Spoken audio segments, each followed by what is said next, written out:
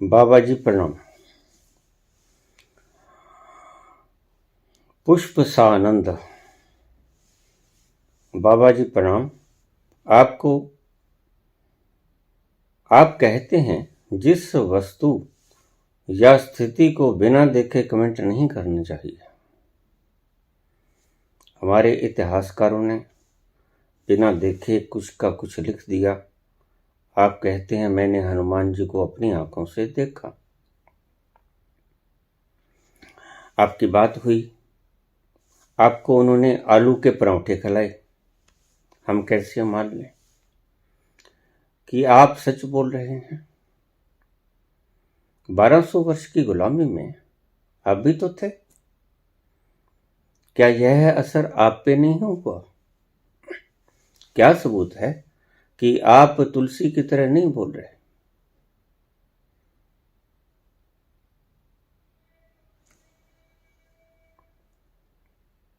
मैंने ब्रह्मांड भ्रमण किया, क्या सबूत है? आपने हजारों पृथ्वी देखी। जहां तक हमारे इतिहासकारों के गपोड़ शंख की बात है तो ये लोग हजारों की संख्या में थे। यानी जिनको आप गपोड़ शंख कहते हैं वो तो हजारों थे और आप केवल अकेले। किसको सही माने? आप खुद कहते हैं कि बिना प्रमाण नहीं मानना चाहिए। आपकी बायोग्राफी मैंने सुनी है, कैसे माने कि वो सही है? मात्र इसीलिए कि आपने कहा है। कहे तो आपसे पहले भी गए हैं। बाबा जी, मेरा मकसद कोई कुंडी लगाने का नहीं है। आप इसे अन्यथा नहीं लेंगे। मेरा तो मतलब सिर्फ यही है कि हम क्यों माने कि आप सच बोल रहे हैं। मेरा मकसद कोई कुंडी लगाने का नहीं है।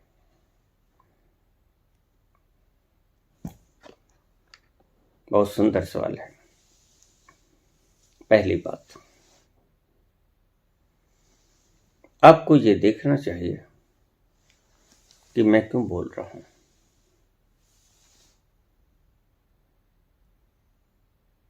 कारण क्या है?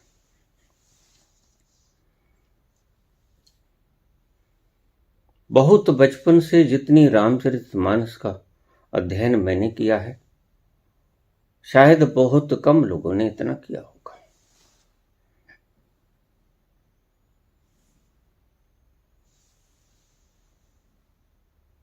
जहां तक सवाल आप कहते हो कि आप कहते हो कि बिना देखे मत मानो, और फिर आप कहते हो कि मैंने ब्रह्मांड भ्रमण किया, मैंने हनुमान जी के दर्शन किए, मैंने शंकर जी के दर्शन किए, मैंने जो कुछ भी किया, अपनी एस्ट्रल ट्रैवलिंग वगैरह का सारा वर्णन मैंने अपनी बायोग्राफी में दिया। तो हम क्यों माने?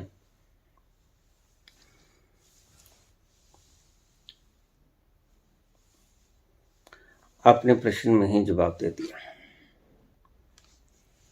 इतने ज्यादा समझदार लगते नहीं मुझे। आपका मंतव्य कुंडी लगाने का नहीं है, कुंडी लगवाने का है। मैंने कब कहा आपका मतलब कुंडी लगाने का है? कुंडी लगवाने का जरूर है। बस यही फर्क है पुराण पंथियों में और मुझ में। इतनी आपको समझ नहीं आई।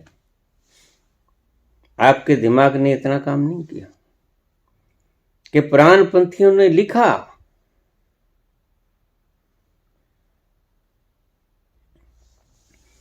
इतने नरक हैं, कुंभी पाक है, इतने स्वर्ग हैं। जो भी कुछ उन्होंने बोलना था बोल दिया, और उसके बाद ये बात नहीं की, यही चूक खा गया। मूढ़ प्राणी, प्रश्न भी पूछेगा, मूढ़ता के चिन्ह छोड़ जाएगा। यही बात नहीं लिखी जो मैंने लिखी, जो मैंने बोली कि मेरी बातों को मानिएगा मत। दिखाइए पुराण की कोई भी चीज जिसमें ये गपोड़ शंख बोल के बाद में ये शब्द लिखा हो कि मेरी बातों को, हमारी बातों को मानना मत भाई। यही फर्क है तुलसी में, वेद व्यास में और मेरे में। जहां तक एक व्यक्ति की बात है कि ये लोग तो बहुत थे बोलने वाले, आप तो अकेले हो। कौन कहता है मैं अकेले हूं? यहां भी आप गलती खा गए। मैंने तो कुछ भी नहीं बोला। आधी दुनिया से ज्यादा दुनिया नास्तिक है, आज आपको पता है।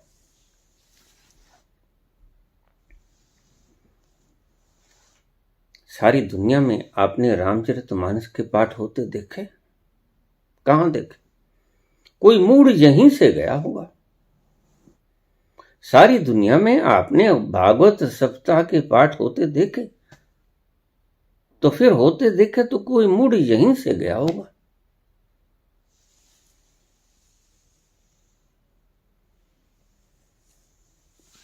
यही फर्क है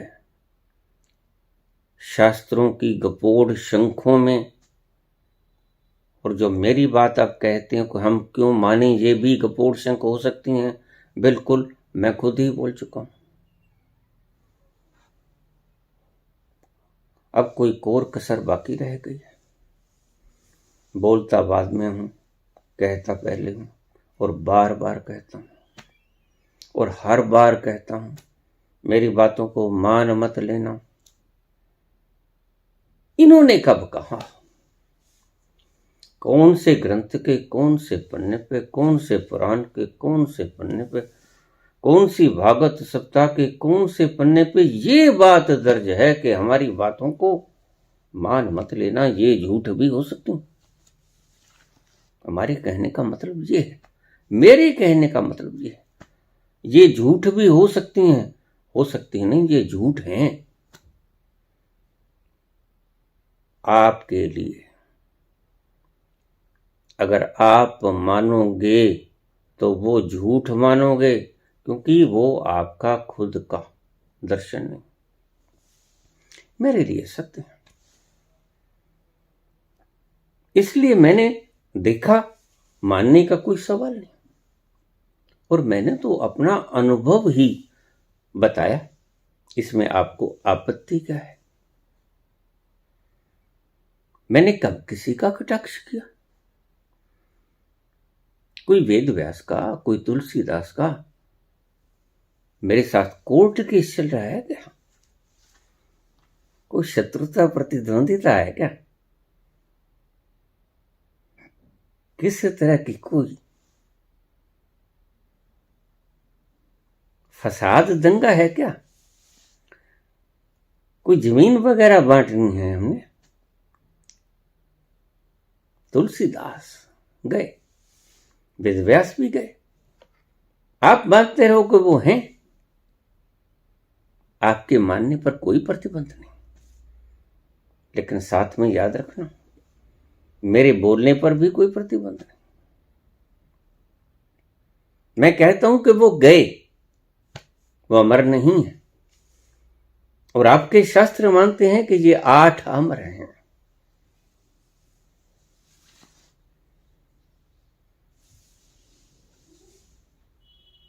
बलि, वेद व्यास, कृपाचार्य वगैरह वगैरह, अश्वत्थामा, 8 अमर हैं। मान, आपको कौन कहता है कि आप ना मानो? मैंने कभी कहा कि मानो मत इसे? नहीं, मैंने ये कहा मेरी बातों को मत मानो। मैंने ऐसा देखा, अपनी बायोग्राफी में भी मैंने जो देखा, जो अनुभव किया, वो लिखा। और इनके लिए भी मैं कहता हूं कि आप मेरे कहे से मान मत लेना। देखना, आपको ठीक लगे, कोई बंधन भी नहीं है, मान लेना। और मैं ये बात बोलता क्यों? क्योंकि मैं आपकी बेसिक नीड को जानता हूं, मैं मनुष्यता की बेसिक जरूरत को जानता हूं। वह जो आंतरिक जरूरत है मनुष्यत्व की, वो मैं जानता हूं। क्या है आंतरिक जरूरत? मैंने सिर्फ इन लोगों के विरुद्ध बोलने का कोई ठेका नहीं ले रखा है।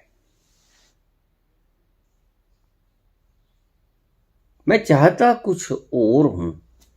रास्ते में ये रोड़े फंस जाते हैं तो मुझे हटाने पड़ते हैं। क्या करूं, मजबूर हूं। मैं चला किसी और राह पे, रास्ते में ये चुभने वाले पत्थर, बिखरे हुए कंच ये बिखरे मिले तो मैंने एक तरफ वो हार दी है।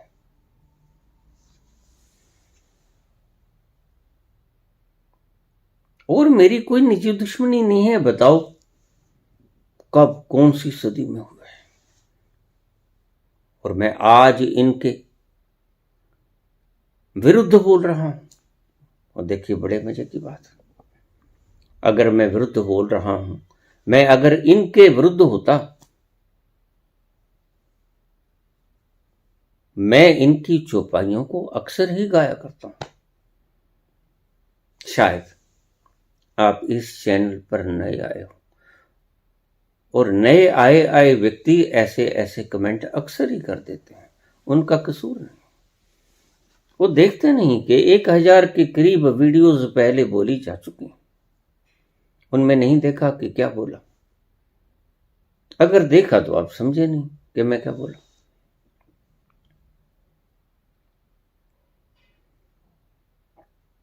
हम क्यों माने कि आप सही बोल रहे हैं? मैंने एस्ट्रल ट्रैवलिंग किया, आप मान लेंगे तो मुझे क्या फर्क पड़ेगा, नहीं मानेंगे तो मुझे क्या फर्क पड़ेगा। मैंने क्यों बोला? अपने जीवन की बायोग्राफी बोलना अपराध है क्या?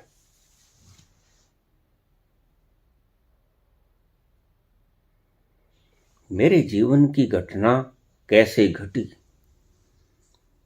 इतने लोगों ने अपनी बायोग्राफी लिखी, आपने किसी पे कमेंट नहीं किया। विशेषतः मेरी बायोग्राफी के ऊपर आपको इतना विवाद क्यों? क्योंकि थोड़ी सी वंडरफुल है, एक्सेप्शनल है, थोड़ी सी रस भरी है, लीक से हटकर है। कुछ ऐसा हुआ, वे मैंने बोला, और इसलिए बोला कि वो कुछ हटके था। अन्यथा आम व्यक्ति की तरह मैं जन्म लेता, बड़ा होता, इस राह पे चलता तो ज्यादा कुछ लिखने की आवश्यकता नहीं थी। कुछ ऐसा अद्भुत हुआ जिसने मुझे बोलने को प्रेरित किया, अन्यथा आवश्यकता भी नहीं थी। मेरा ये प्रयोजन भी नहीं। मेरा प्रयोजन क्या है? आपकी बेसिक नीड वहीं आ जाए। क्या है? आपसे पूछा जाए आपको संसार चाहिए कि परमात्मा, ईमानदारी से आप कहोगे संसार, पहले संसार। निश्चित आप चाहे मेरे से सहमत हों या न हों, लेकिन बोलेंगे आप यही कि पहले संसार। कबीर भी यही बोलेंगे, भूखे भजन न होए गोपाला। ये लो अपनी कंठी मालो। तो मैं कहूंगा कि संसार क्यों मांगते हो? तुम कहोगे जरूरत के लिए, और अगर जरूरत से ज्यादा इकट्ठा करते हो फिर खुशी के लिए।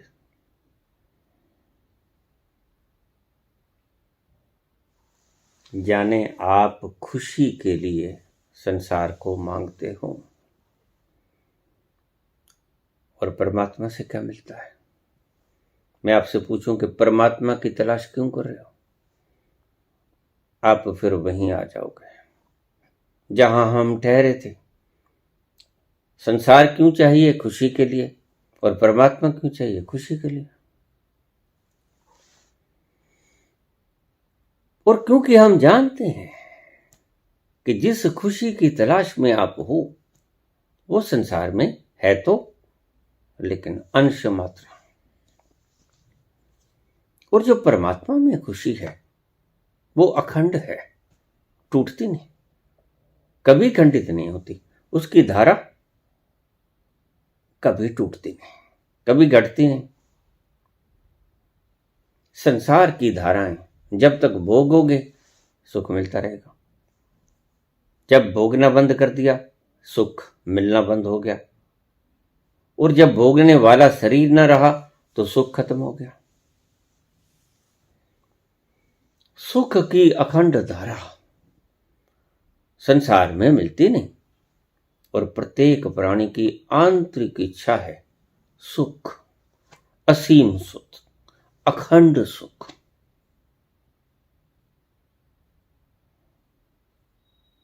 किसी को दुख नहीं चाहिए।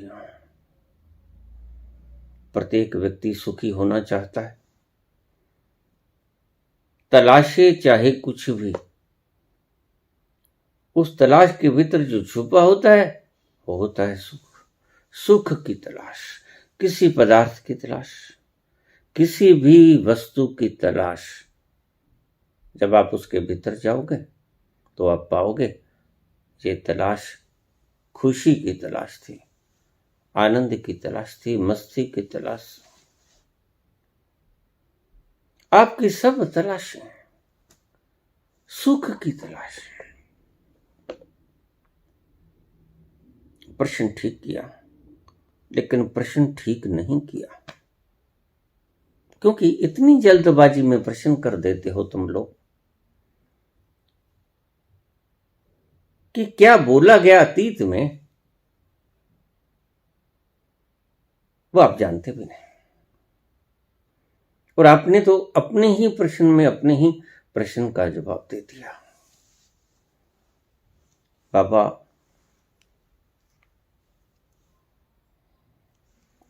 हम क्यों माने? मत मानो। और मैं भी यही कहता हूं, मत मानो। एक बायोग्राफी को बोला, आपके मानने न मानने से क्या हो जाएगा? मैंने बोला, आप कह दो कि मैं वहां गया, ये इंसिडेंट्स मेरे साथ हुई, इसमें किसी का क्या प्रयोजन है? वो मानी या ना मानी,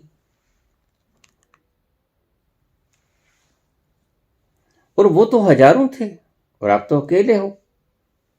आधी दुनिया नास्तिक है, आधी दुनिया से ज्यादा नास्तिक है। और सच पूछो तो तुम्हारे तथाकथित आस्तिक भी नास्तिक हैं। वही तो मैं कहता हूं, जिन्होंने देखा नहीं वो मान रहे हैं, जिन्होंने नहीं देखा वो उपेक्षा कर रहे हैं। दोनों ही गलत हैं, मूढ़। नास्तिक भी मूढ़ हैं क्योंकि उन्होंने खोजा नहीं। आस्तिक भी अंधविश्वासी हैं क्योंकि उन्होंने सिर्फ माना, उन्होंने देखा नहीं। सच में मानना तो एक ही व्यक्ति का होता है, जो उस अतल गहराइयों में उतर जाता है और खुद उसके रस का रसापान करता है। वह असली आस्तिक है। तो आपने अपने प्रश्न का जवाब स्वयं ही आप दोबारा से फिर पढ़ लेते अच्छी तरह से, तो मुझे बोलने की आवश्यकता न पड़ती। स्थिति को बिना देखे कमेंट नहीं करना चाहिए। इतिहासकारों ने बिना देखे कुछ का कुछ लिख दिया, बताइए। मैंने जो देखा मैंने वो बोल दिया। आप इसे मानो, उसके लिए कोई बाध्यता नहीं। आपके ऊपर कोई रस्सा नहीं फेंका गया कि आपको मानना ही पड़ेगा। आपके साथ कोई जोर जबरदस्ती नहीं कि आप ये मत मानो। मैंने मात्र अपनी बायोग्राफी बोली है। कहां लिखा है कि ये मान ही लो, बल्कि ये लिखा है कि इसको मानना मत। मेरे साथ घटित हुआ, मैंने तो देखा।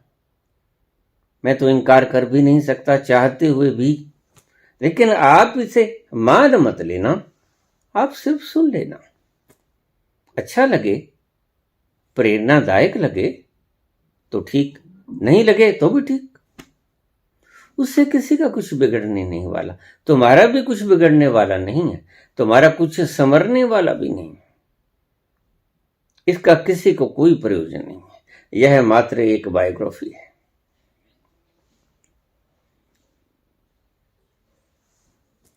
आप अकेले बोल रहे हो। नहीं, मैं अकेला नहीं बोल रहा हूं।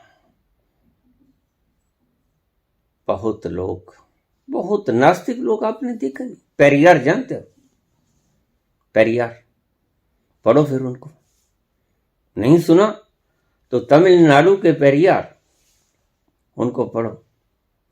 इन नास्तिकों को पढ़ो, इन चारवाकों को पढ़ो। तुमने पढ़ा नहीं लगता मुझे।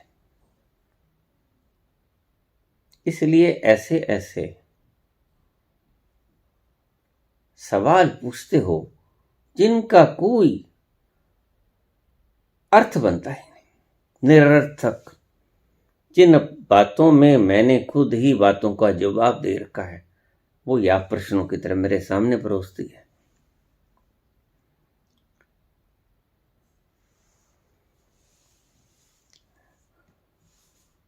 आपसे पहले भी लोगों ने बहुत कुछ किया, कहा बाबा जी मेरा मकसद कोई कुंडी लगाने का नहीं है। लगाओ, कुंडी लगाने से रोकता कौन है?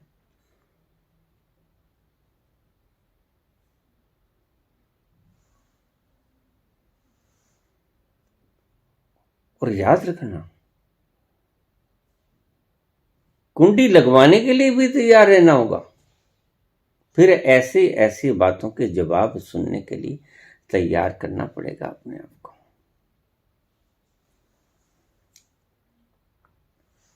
आप इसे अन्यथा नहीं लेंगे। नहीं, मैं अन्यथा बिल्कुल नहीं ले रहा हूं। कौन सी बात को अन्यथा लिया आप बाद में फिर बता देना। मेरा तो मतलब सिर्फ यही है कि हम क्यों माने कि आप सच बोल रहे हैं। वही मैं कहता हूं कि आप क्यों माने कि मैं सच बोल रहा हूं। फिर झगड़ा कहां रह गया? आप बाद में बोल रहे हैं, मैं पहले ही बोल दिया और आज नहीं बोला। 1000 वीडियोस में जो मैं बोल चुका, करीब सब में शायद ये बात कही है कि मानना मत। मैं बोल रहा हूं, मैं कहता आंखन देखी, तुम कहते कागज की लेखी। आप समझ नहीं पाए मेरी बातों को। नए नए खिलाड़ी लगते हो। नहीं, ऐसा नहीं। फिर मैं क्यों बोल रहा हूं? कारण ये समझ लो कि मैं क्यों कह रहा हूं वेद व्यास को मत पढ़ो, तुलसीदास को मत पढ़ो। उसका कारण है, मैं तो ये भी कहता हूं एक मरहले पे आके अगर आप मुझसे कुछ ग्रहण कर लिया है तो मुझको भी सुनना छोड़ दो। लेकिन आपने मुझे पढ़ा कहां है? आपने मुझे सुना कहां है?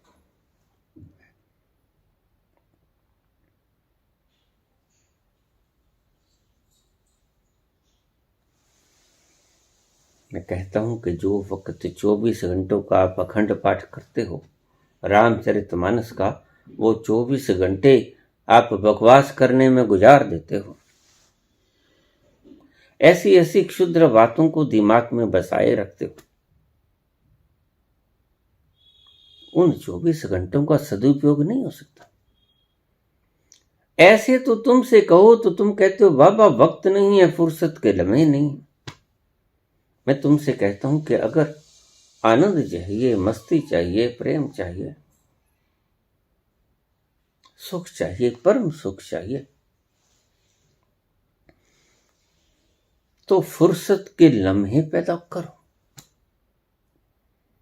और आप हैं कि 24 घंटे जो फुर्सत के लम्हों में कन्वर्ट किए जा सकते थे, रामचरितमानस का पाठ खुलवा लेते हो। भागवत सप्ताह की कहानियां हफ्ता हफ्ता पर सुनते रहते हो, और फिर मैं कहता हूं कि भाई फुर्सत के लम्हे पैदा करो। आप कहते हो बाबा वक्त नहीं मिलता, बाल बच्चे भी पालने हैं, 100 जिम्मेदारियां हैं, पालन पोषण विवाह शादी पढ़ाई लिखाई, ये जिम्मेदारियां भी तो निभानी है, काम धाम भी करने होते हैं, वक्त नहीं मिलता। वो ही मैं कहता हूं कि आपका वक्त क्यों नहीं मिलता आपको, ये है कारण। मैं आपके कांटे निकाल रहा हूं ताकि आपको फुर्सत के लम्हे मिल सकें। क्यों उलझे हो इन बातों में? किसी ने कुछ कमाया आज तक? और ऐसा नहीं है, मैं ये देख के बोल रहा हूं। जितना मैंने रामचरितमानस का अध्ययन किया है उतना शायद ही किसी व्यक्ति ने किया। बहुत कम लोग होंगे ऐसे जिसने रामचरितमानस का इतना अध्ययन किया होगा। हमारे परिवार में आज भी बहुत से वाशिंदों को तुलसीदास की रामायण कंठस्थ है, एक एक शब्द कंठस्थ है, मेरे ही परिवार के लोग। फिर भी मैं बोले जाता हूं, क्यों? मैं बड़ा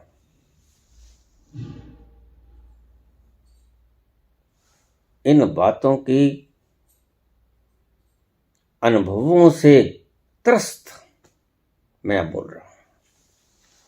जब मुझे पता चला कि ईश्वर मिलेगा फुर्सत के लम्हों में, जब तक तुम बिजी हो कुछ भी करने में, तुम परमात्मा का नाम भी जप रहे हो तो भी तुम व्यस्त हो। और अगर तुम मस्त होना चाहते हो तो व्यस्त होना बंद कर दो। समझते बात को?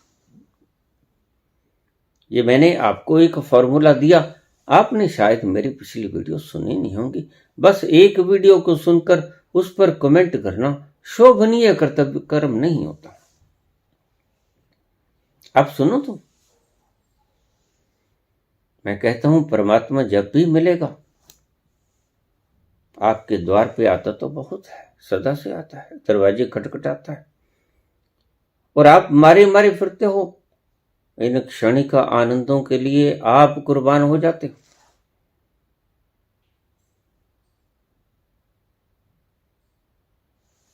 संभोग के क्षणों में आपको कितनी देर का आनंद मिलता है बताइएगा?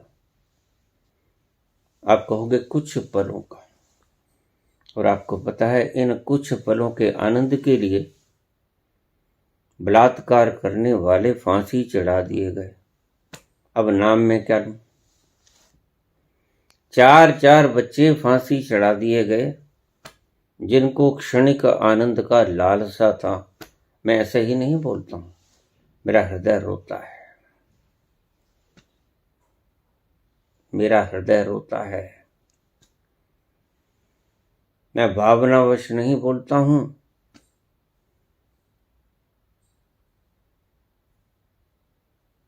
मैं बोलता हूं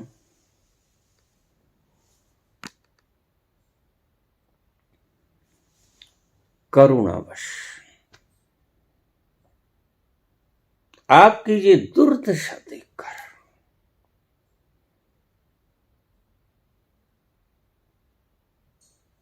सुंदर स्त्री को देख लिया,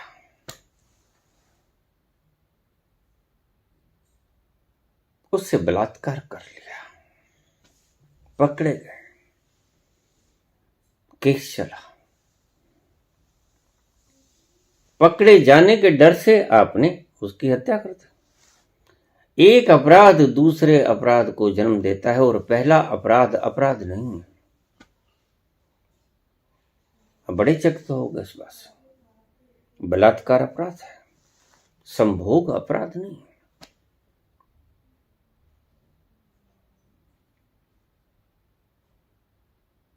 बलात्कार से आप फांसी पर चढ़े, क्योंकि बलात्कार पकड़ा ना जाए इसलिए हत्या करनी पड़ी। हत्या के दोष में, सामूहिक बलात्कार के प्रयास में अभी 4 बच्चे जवान नौजवान फांसी चढ़ा दिए गए। इसके बेस में क्या था? आनंद के उस क्षण की प्राप्ति। एक पल ऐसे ही नहीं बोलता हूं, आत्मा व्यथित होती है, रोती है आत्मा। ये फांसी चढ़े क्यों? क्षणिक आनंद के लिए।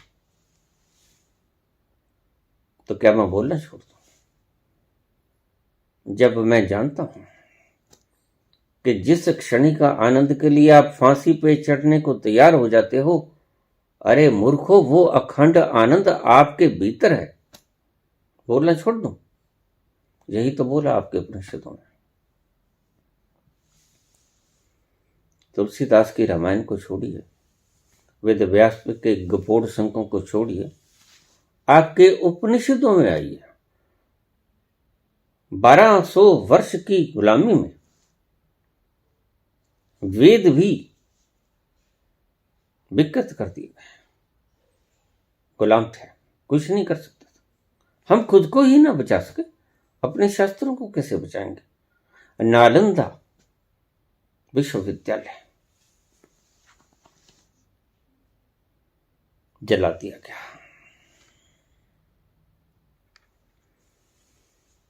मनुष्यों की सैकड़ों हजारों वर्षों की इन्वेंशंस थी उसमें, और उसमें इतना साहित्य था इन्वेंशन का, खोजों का, कि 3 महीने तक वो इतिहास जलता रहा। अब देखिए, मनुष्यों की सदियों की खोजें नष्ट कर दी गई एक मूर्ख के द्वारा। मैं भी था, तुम्हारे बीच में ही मैं भी था, मैं भी कार था, बिल्कुल था। जाना कहां था? यहीं था।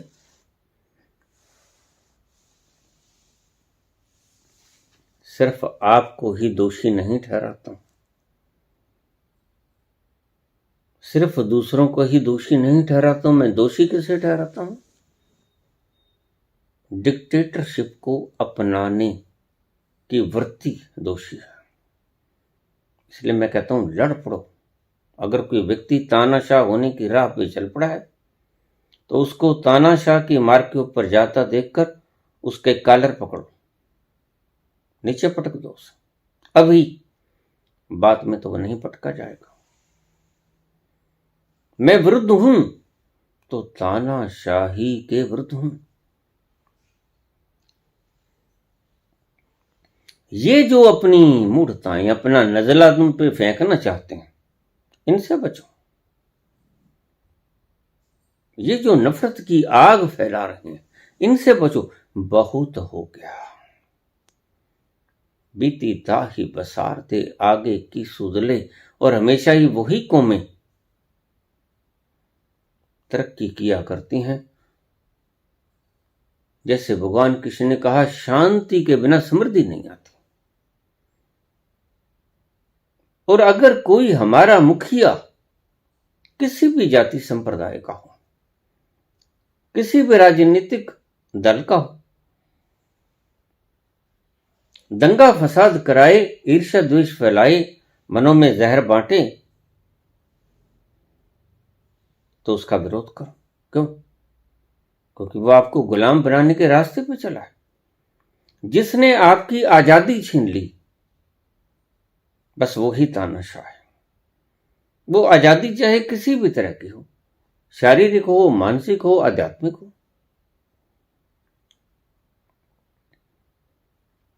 आपकी बेसिक नीड है आनंद, और आप इस आनंद के कारण जैसे परवाना क्षमा की एक चमक को पाने के लिए अपना सब कुछ लुटा देता है, जीवन स्वाहा कर देता है, क्षमा की लाट में घुस जाता है और समाप्त हो जाती है जम लीला। वैसे ही तुम आते हो, चले जाते हो, स्वाहा हो जाते हो संसारिक भोगों में, अपनी जिंदगी को लील लेते हो। यह है मेरा मंतव्य। भीतर की तहों में उतरो। मैं आखिर ये बोलता क्यों? मुझसे कोई निजी झगड़ा नहीं है, मुझसे कोई विवाद नहीं है।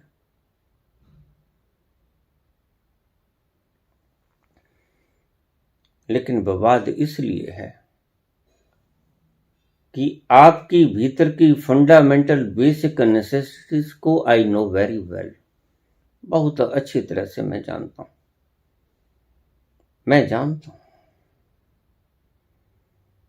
और आप उस बेसिक नेसेसिटी के लिए क्या कुछ कर सकते हैं ये भी मैंने देखा है।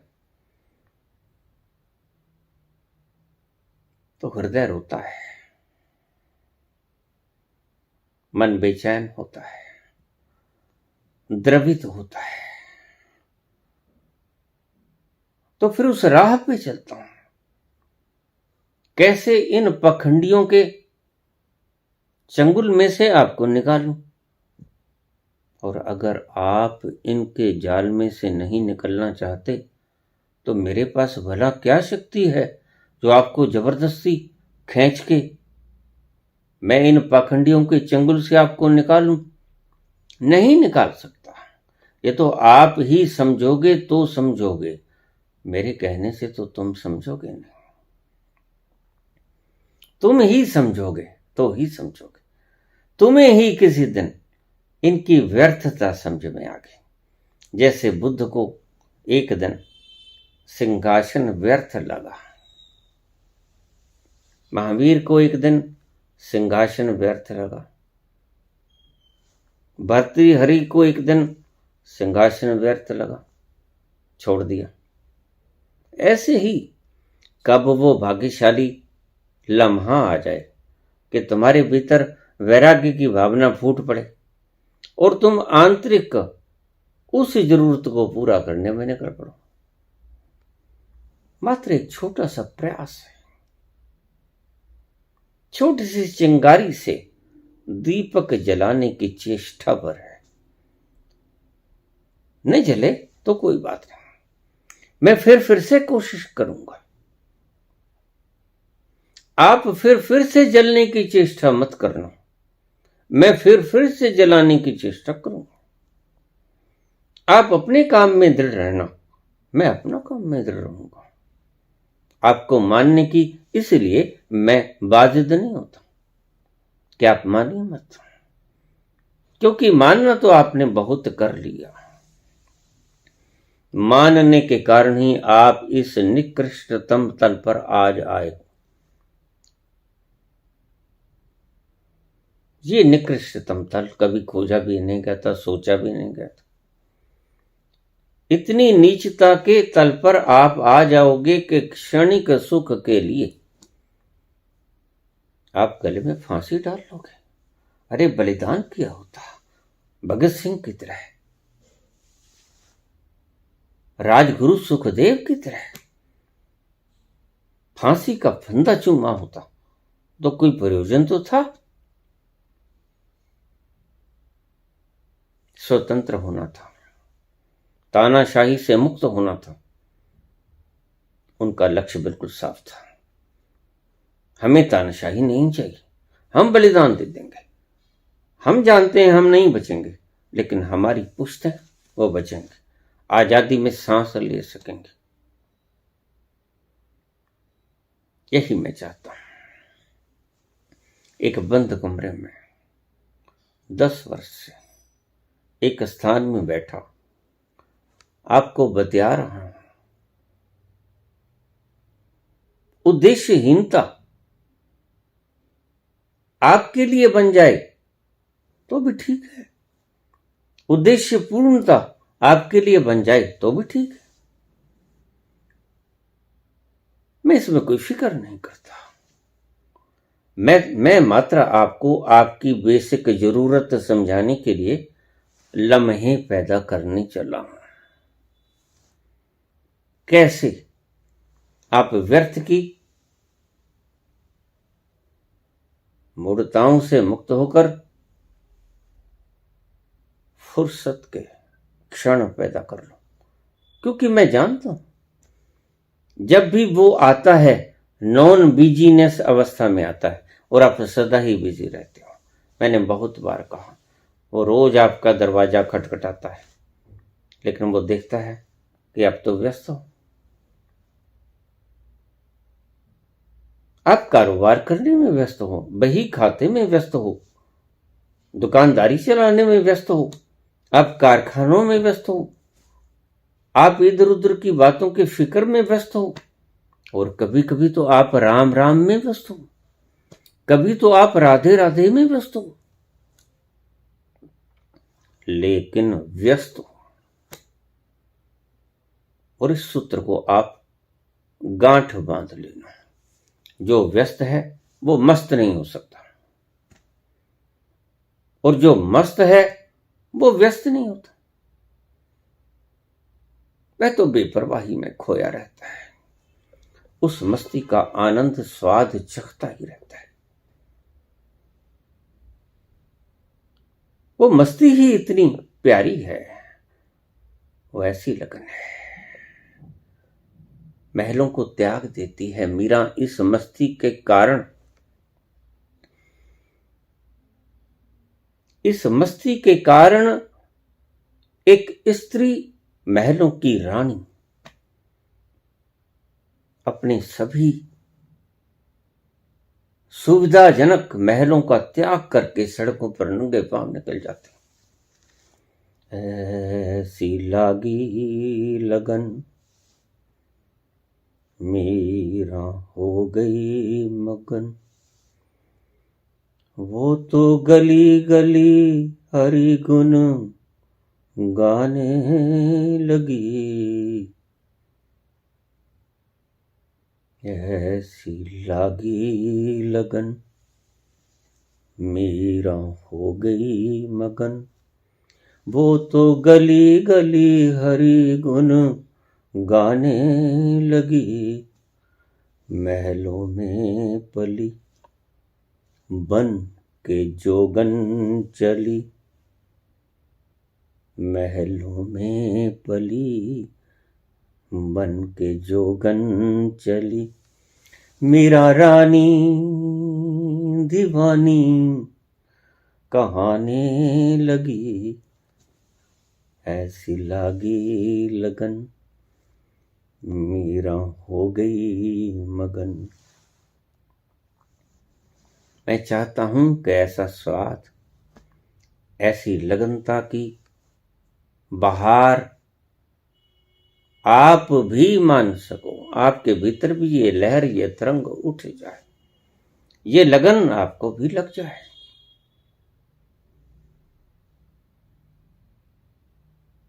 यह है मेरा उद्देश्य,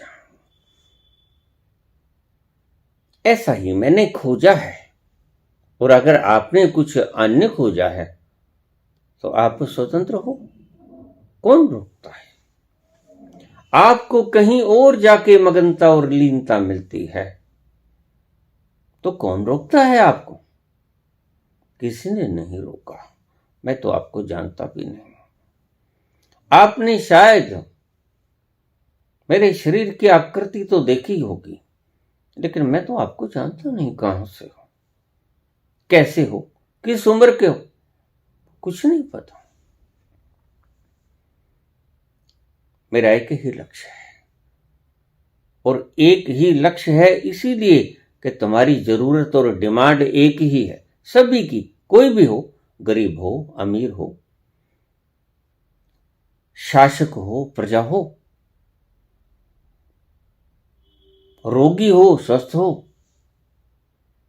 पहलवान हो, दुर्बल काया हो, आस्तिक हो, नास्तिक हो। आस्तिक भी खुशी की तलाश में रहता है, बोल मचाना।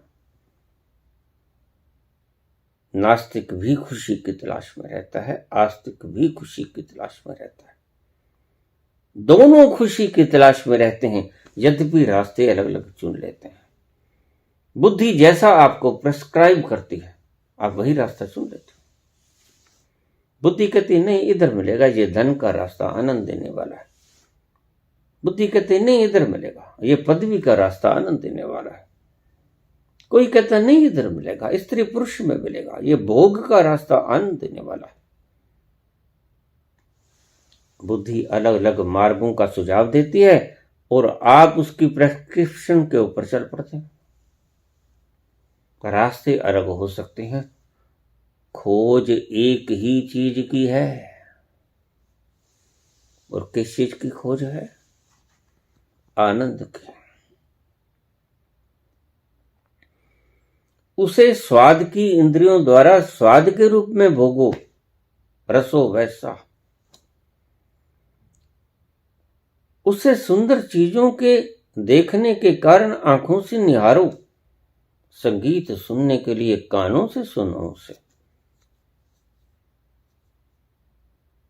सुंदर स्पर्श के लिए त्वचा से स्पर्श करो,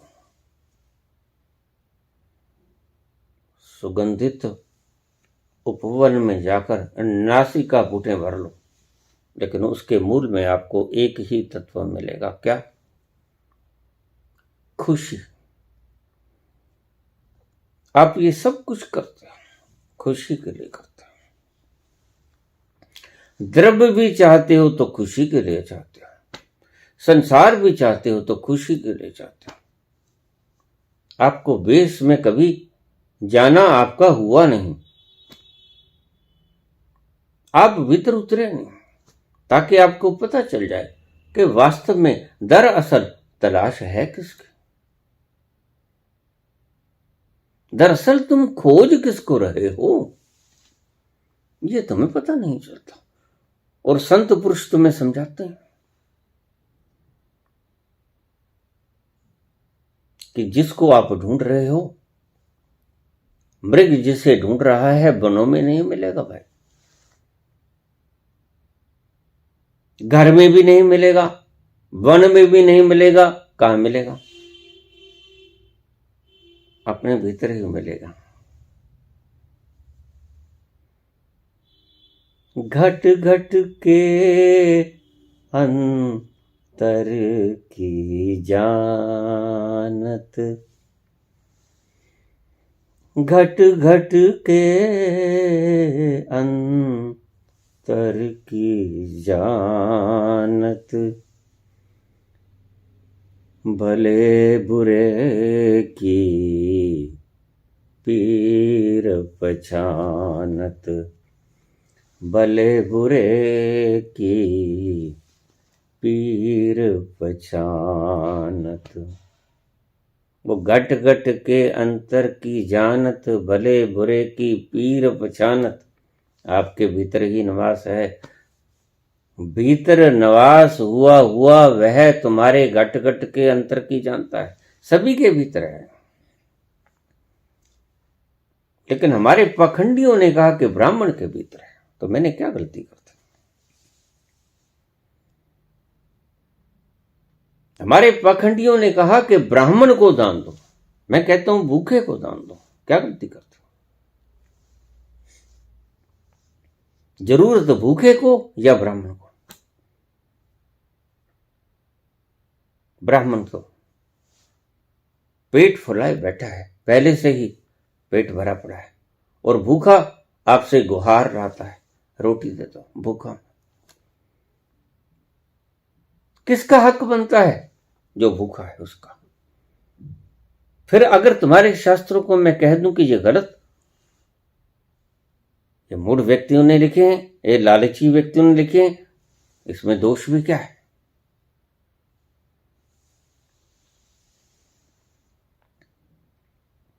मैं तुम्हें मस्त करना चाहता हूं और तुम व्यस्त होना चाहते हो, यही मुसीबत है।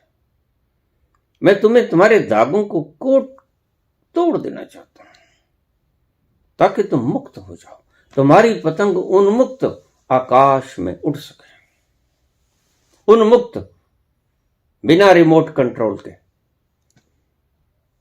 जिसकी तार किसी के हाथ में ना, जिसका धागा किसी के हाथ में ना,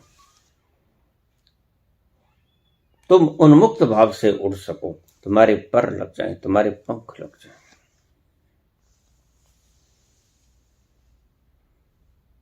फिर क्या गलत कर रहा हूं?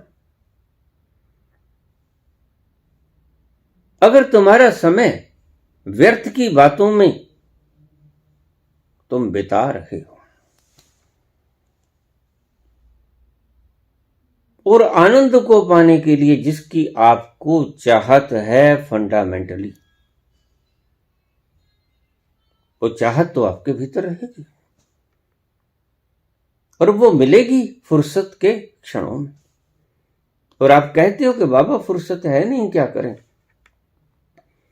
ऑफिस का भी काम है, दुकानदारी भी संभालनी है, उधारी भी इकट्ठी करनी होती है, सामान खरीदना बेचना भी है, बॉस का डर भी है, छुट्टी भी नहीं मिलती, वक्त नहीं है। तो फिर जब मैं तुम्हें ताश खेलते हुए देखता हूं तो मैं कह दूं कि ये वक्त नहीं है क्या आपके पास? तो क्या गलती की मैंने? जब आप ताश पीट रहे हो, जब आप सिनेमा हॉल में बैठे हुए फिल्में देख रहे हो 2 घंटे 3 घंटे के लिए, तो फिर आपसे कह दूं कि ये क्या है, वक्त नहीं है क्या आपके पास? तो आप कह दो कि हम फिर जीवन में आए क्यों हैं?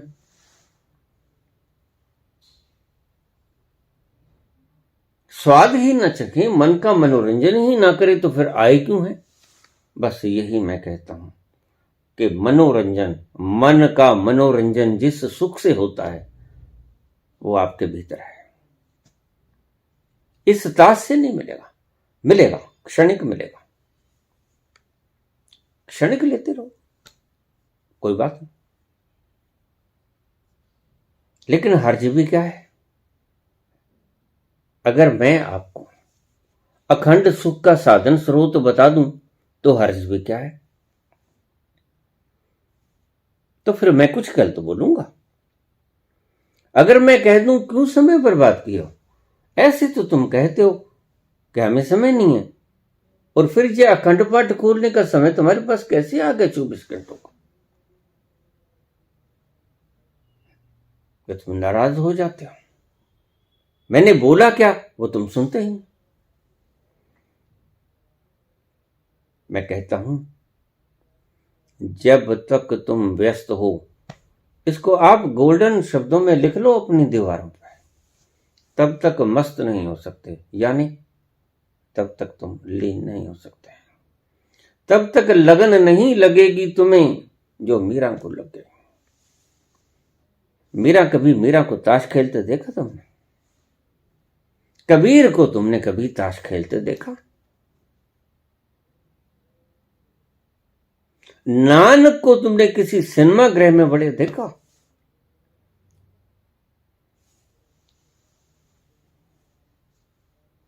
महावीर को तुमने किसी कौतुक वाले के पास बैठते देखा? बुद्ध को किसी ऐसे स्थान पर कभी किसी ने देखा जहां मनोरंजन होता? क्यों नहीं जाते ये लोग, कभी सोचा?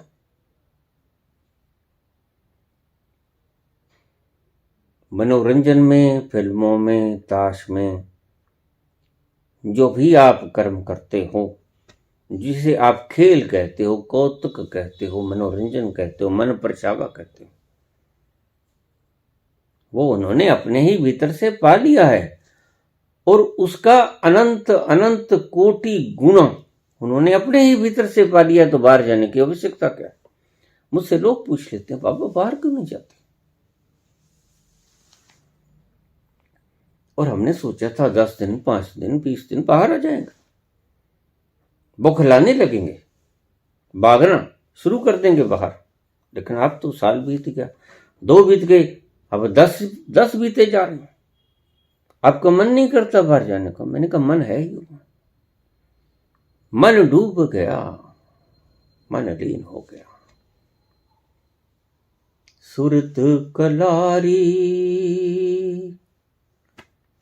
भई मतवारी मदवा पी गई बिन तोले, मदवा पी गई बिन बोले। जब सुरती इस शराब को पिए है और बता भी नहीं पाती कि मैंने क्या पी लिया, और कोई पैमाना नहीं होता, विदाउट एनी मेजरमेंट ये मैं को गटकती ही जाती है सुरती। ऐसे में भला कौन फिक्र करेगा तुम्हारा सिनेमा हॉल का? ऐसे में कौन फिक्र करेगा कि घर के बाहर क्या हो रहा है? पूछो, मेरे आस पड़ोसियों से पूछो, मेरे घर वालों से पूछो, मेरे नगर निवासियों से पूछो। मैं 10 वर्ष से कभी देखा गया बाजारों में? किसी थिएटर में बैठा कोई कौतुक देखता हुआ? मुझे कोई जेल नहीं हुई है, मैं कोई बंदी गृह में नहीं हूं, लेकिन मैं यहां बैठा क्यों हूं? थोड़ा समझो इस बात को। अगर समझना चाहते हो तो, और अगर अखंड पाठ ही करवाना चाहते हो वो तुम स्वतंत्र हो, किसने रोका? एक समझाने की चेष्टा है, व्यर्थ भी हो सकती है। अगर इसे व्यर्थ करना है व्यर्थ कर दो, तुम्हारी मौज है, तुम्हारे ऊपर कोई तानाशाही तो है ही नहीं, तुम स्वतंत्र हो, तुम मालिक हो अपने। चाहे तो कर सकते हो, चाहे तो मेरी बात को मान सकते हो और अपने ही भीतर उतरने का प्रयास कर सकते हो। बहुत लोग बैठे हैं जो अपने ही भीतर उतरने का प्रयास करते हैं, उनको जच गई है बात और उन्होंने आजमा के देख लिया, जिंदगी सुंदर लगने लगी। रोज मुझे कमेंट आते हैं, बाबा आपने जिंदगी जीना सिखा दिया, हम जिंदगी से बेजार थे, हम जिंदगी में लाचार थे, आपने जिंदगी जीना सिखा दिया, जिंदगी में मौज लेना सिखा दिया। कहां मौज थी? मौज तो अब है।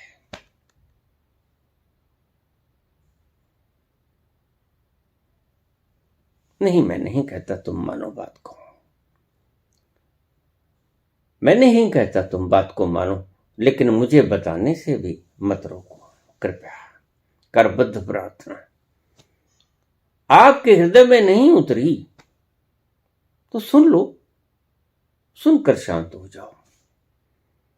लेकिन किसी के हृदय में उतरी है, वह तब्दील हुआ है, उसमें फवार जगी है, आनंद की धारा भीतर से फूटी है, उसके लिए यही अमृत हो गया। आपके लिए अभी गल से नीचे नहीं उतरा, कोई बात नहीं, आप मानो मत, मैं तो बात पहले ही कहता हूं। आपने तो बहुत बाद में ये बात लिखी और मेरी बात का प्रमाण भी आपने खुद ही दे दिया। मस्त हो जाओ। मस्ती, व्यस्त, ये दोनों उलट बातें हैं। अव्यस्तता में मिलेगा, नॉन बिजीनेस में मिलेगा। इसलिए हमने एक शब्द बनाया व्यापार के लिए, business, business, business. Baba Nanak जब तक बिजी थे, 1 2 3 4 13 तक चली गिनती, गिनती तो उससे आगे भी होती है, लेकिन 13 पर बिजीनेस हट गई, नॉन बिजीनेस में आ गए। उस अगाध, उस समुद्र में लगाई छलांग, उस बेपरवाह में कूद गए। 13 13 13 13 कूद गए अपने भीतर, घट गई क्रांति। मेरा मुझ में कुछ नहीं, जो कुछ है तो तोड़, सौंप दिया उस दिन, छोड़ दिया सब कुछ। छोटी मोटी बंधन जो बची थी उस दिन टूट गई। सरकारी राशन की दुकानों को मोदी खाना कहते हैं। सरकारी राशन की दुकानें वहां पर लगवा दिए गए थे पिताजी के द्वारा कि काम धाम तो कोई करता नहीं, इसको जिस काम में भेजते हैं वहां पर शिकायतें ही लेके आता है, तो उसको मोदी खाने में सरकारी जहां पर सामान दिया जाता है लोगों को वहां लगवा दो। लेकिन 13 सारा खजाना खाली, सारा मोदी खाना खाली। क्या हुआ? वो 13 के ऊपर आकर व्यस्तहीन हो गए, अव्यस्त हो गए, नॉन बिजीनेस में आ गए। मुक्त लम्हा मिल गया, एक सुराख मिल गया परमात्मा को भीतर उतरने का अंतस्व। और जैसे ही तुम उसको उतरने की जगह तो दो, अब तो व्यस्त रहते हो। वही मैं सिखा रहा हूं, अगर समझ जाओ तो। आपसे कोई शिवर चार्ज नहीं लेता, मैं शिवर लगाता ही नहीं। जब बाहर ही नहीं निकलता शिवर लगाऊंगा क्या? और अगर आप यहां आ जाते हो तो आके देखो, आपको वापस जाना पड़ेगा। मैं मिलता भी नहीं। फिर मेरा मंतव्य क्या है आप समझ सकते हो बहुत अच्छी तरह से। कोई शिविर का आयोजन है, कुछ तमन्ना नहीं, कोई भीड़ भाड़ इकट्ठी करना नहीं चाहता, कोई मान सम्मान की लालसा नहीं, कुछ द्रव्य एकत्रित करने की कोई प्रावधान नहीं। बोलता हूं तो किस कारण से बोलता हूं समझा दिया आपको। इसीलिए कि आप बहाना ये लगाते हो, बदलना नहीं चाहते, मन सदा ही मरने से डरता है। और कबीर कहते हैं कि जिस मरने से जग डरे मेरे मन आनंद, क्यों कि मरने ही से पाइए पूर्ण परमानंद। कबीर तो ये जानते हैं, लेकिन आपने अभी जाना नहीं। काश कोई ऐसी घड़ी सौभाग्यशाली आ जाए कि आप भी इस बात को जान जाओ, तो इन चीजों से, इन मूढ़ताओं से मुक्त हो जाओ। मैंने किसी से क्या जायदाद बंटवानी है, मैं भला क्यों कहूंगा किसी को। काज एंड इफेक्ट का सिद्धांत तो आप जानते ही। कोई कारण तो होगा मेरे बोलने का, कोई कारण तो खोजो। एक कमरे में अकेला बैठा, क्या खोज है मुझे? कोई खोज नहीं, मात्र एक करुणा आपके इन दुखी चेहरों के प्रति। ये दुखी चीखें, पुकारें दुखों की मुझे सुनती हैं, प्रभावित करती हैं, मुझ तक पहुंचती हैं। इसलिए मैं बोलता हूं, अच्छा लगे सुन लो, न अच्छा लगे सारी दुनिया कहां सुनती है मुझे।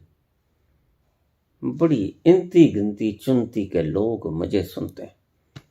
आप भी अगर सुन लोगे या ना सुन लोगे कोई फर्क नहीं पड़ता है। मैं नहीं चाहता कि आपकी इच्छा के विरुद्ध आपसे कहूं कि ये सुनो, ये मैं ये भी नहीं चाहता कि आपकी इच्छा के विरुद्ध मैं आपसे कहूंगी ये मत सुनो। नहीं, मेरा कुछ आपसे बाध्यता नहीं है। सुनो ना सुनो, मानो ना मानो, आपकी मर्जी। लेकिन मैं कहता हूं कि मेरी बातों को जो मैंने देखी तुम मत मानो, औरों की बातें मानो, मान ही रहे हो। और जो गलत लगता है मुझे और आपको ठीक लगता है उसे मानो। जो मुझे गलत लगता है वो मुझे बोलने दो कि ये गलत है, कृपया उसे मत रोको।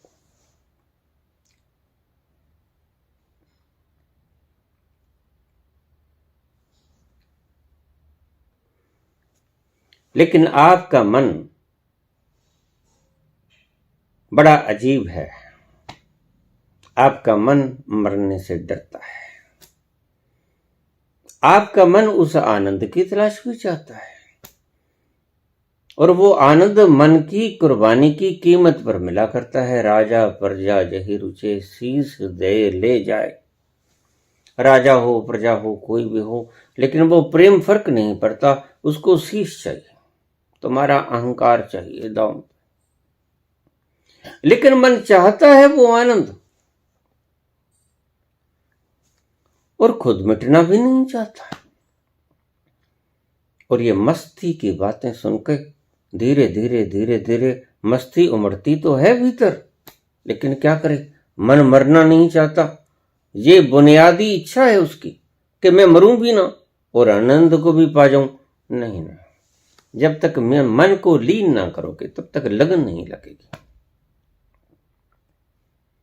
लगन का लग जाना, मगन हो जाना, मन मरेगा। मन मरेगा तो मग्नता में आओगे, मन मरेगा तो लगनता में जाओगे। ये अनिवार्य घटना है मन को मरना। लेकिन आपका मन मरने से डरने के कारण बहुत से प्रश्न उठाता है। मैं जानता हूं किस कदर औकात है इनकी। मेरे ही हाथ के छोड़े हुए परिंदे, इन्हीं रास्तों गलियों कूचों गलियारों से मैं गुजरा हुआ खिलाड़ी आपकी ही तरह था। कहीं और से नहीं अवतरण हुआ, इसी धरती का निवासी, आपके भीतर ही पला बढ़ा, आपके भीतर ही बोल रहा हूं। बुनियादी जरूरत भी समझता हूं।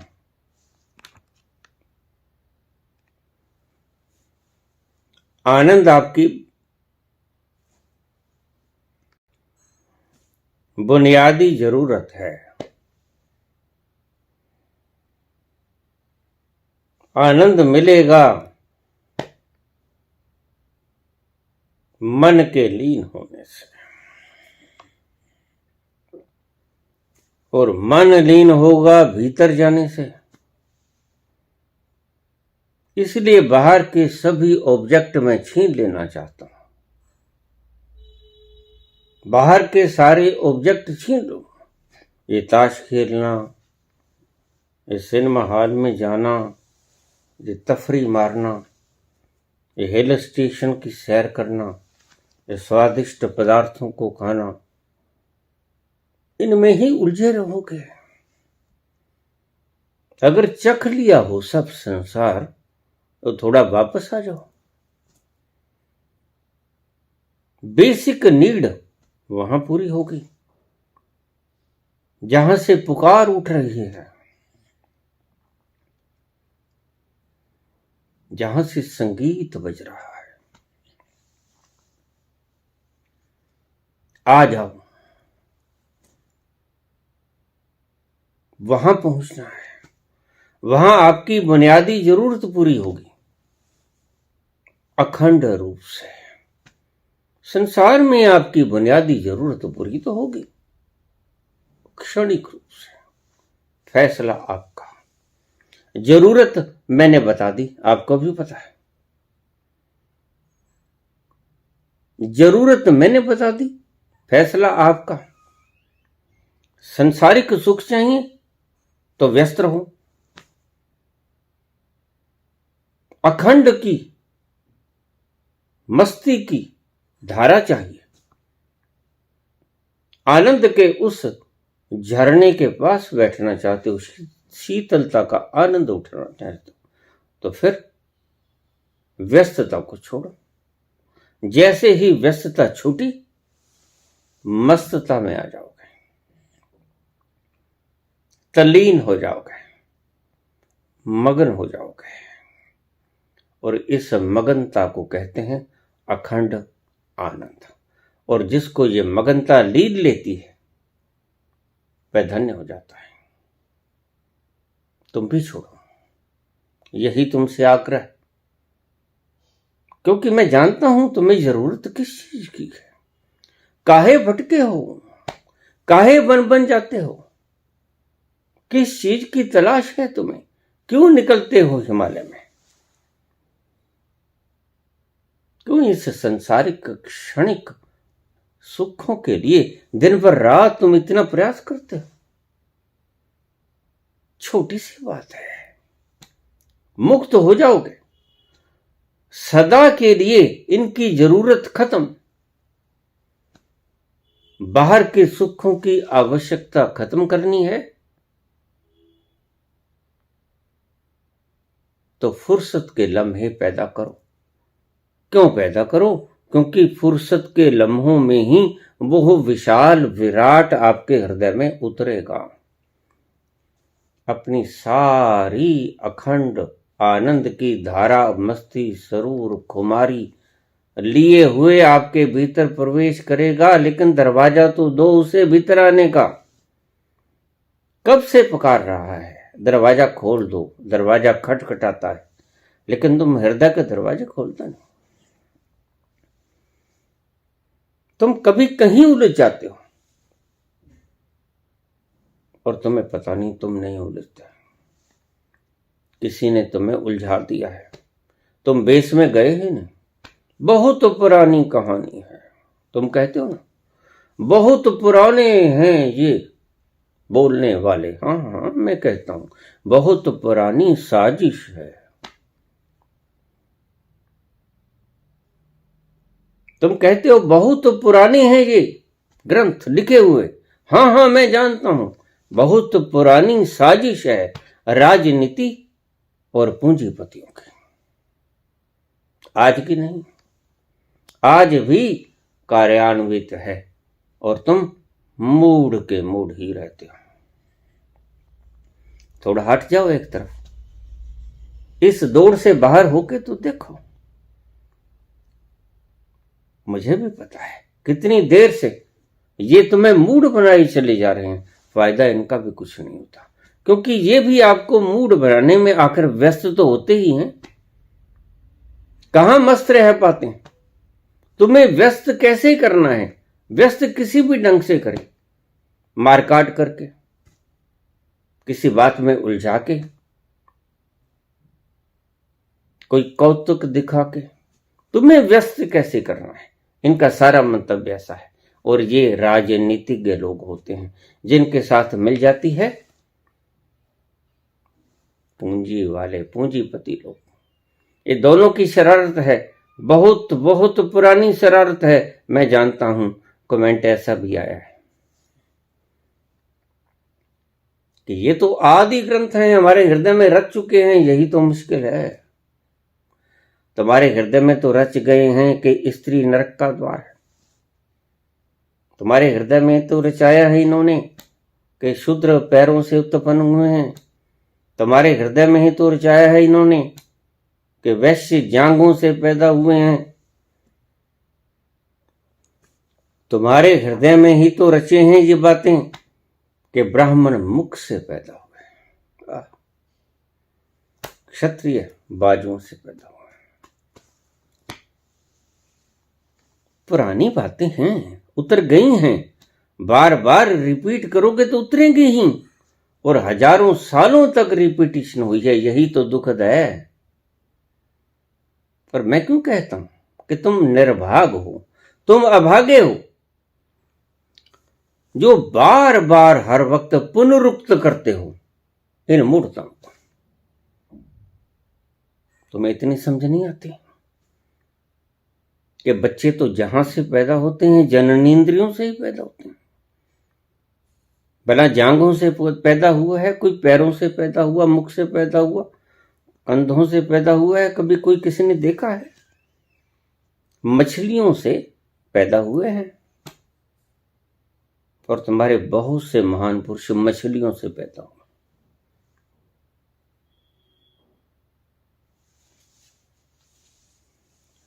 आपको गोबर गणेश बनाने का ये प्रयास है, इनका कुप्रयास है। और अगर मैं इस गोबर गणेशता को खत्म करना चाहता हूं तो आपको आपत्ति है तो ठीक है, आप गोबर गणेश बने रहिए, आपको कौन रोकता है। मुबारक हो। लेकिन मैं अपनी बात बोलूंगा तुम्हारे लिए नहीं, किसी के लिए तो है। किसी के लिए तो है, क्योंकि मुझे तुम्हारा अकेलों का कमेंट नहीं आता, मुझे बहुत से कमेंट आते हैं। उनमें एक तुम्हारा कमेंट सिर्फ कोशिश है कि शायद ये वाक्य ही कुंडी लगाने के लिए ना बोला गया हो, तो शायद तुम सुधर जाओ, तुम मेरी किसी बात को हृदय में उतार लो। नहीं उतारोगे तो मौज करो। मैं भी यही चाहता हूं कि तुम ऐसे मौज करो। तुम चाहते हो कि वैसे मौज करेंगे तो वैसे करते रहो, हमें कोई फिक्र नहीं। हम तो अपनी मस्ती में, आग लगी बस्ती में। धन्यवाद।